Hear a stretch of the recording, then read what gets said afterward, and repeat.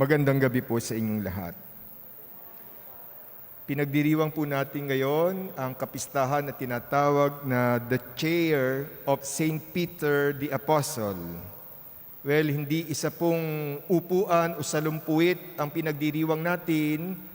Rather, we celebrate the leadership of Peter.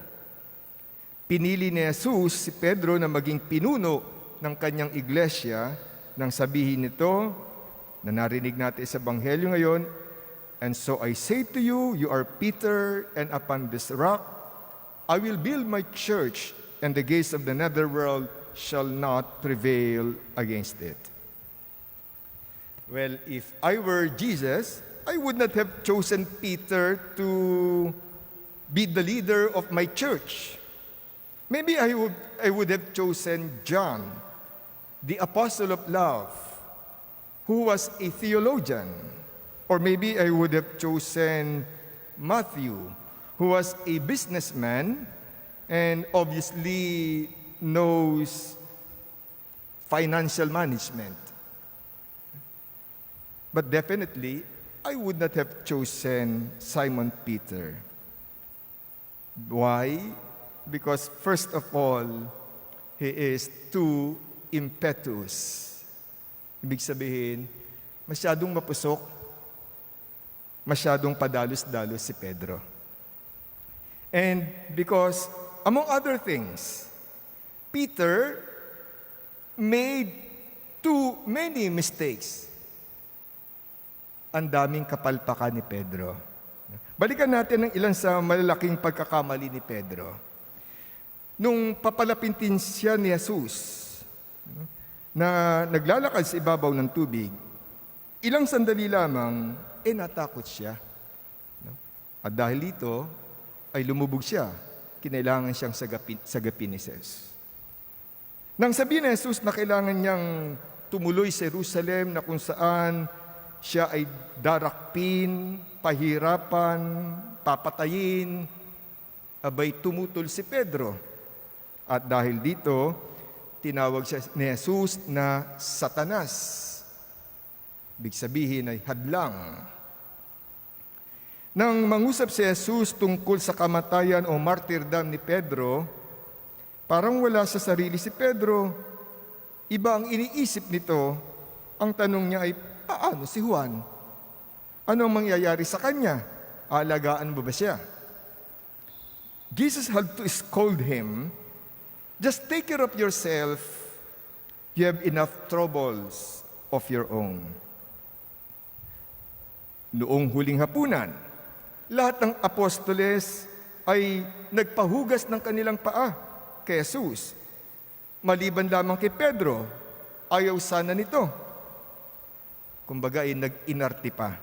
Hindi raw tama na ang Panginoon pang maghuhugas sa kanya. Jesus said, "If I do not wash your feet, you have nothing to do with me." At ang pinakamalaking pagkakamali ni Simon Pedro ay ang pagtatatwa niya kay Jesus ng 3 beses. Indeed, Peter made many mistakes. Yet, Jesus chose him. Sabi nga, God's ways are not our ways. This brings us to the reality that when God chooses a person, it is not because he or she is worthy. Rather, God chooses a person in spite of who he is, in spite of who she is. My dear friends, many times we are inhibited or stifled by our past mistakes. They are just too many to count. They are always before us. And we think that God could not choose us, or God should not choose us. Niisip natin, hindi tayo karapat-dapat na maglingkod sa Diyos, magsilbi sa simbahan, wala tayong karapatang magpahayag ng mabuting balita kasi hindi naman tayo nagiging mabuting balita sa iba. Baka pagtawanan lamang tayo ng mga nakakaalam sa nakaraan natin o baka layuan tayo ng mga talagang nakakakilala sa atin. Yet, the truth is, God chooses us not because we are good, not because we are worthy, but because God is good. And God chooses us in spite of our mistakes and failures, in spite of our sinfulness and unworthiness.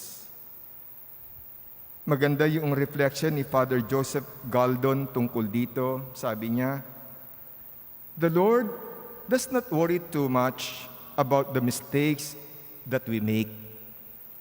He is only interested in the kind of person we are. Goodness does not mean that you do not make mistakes.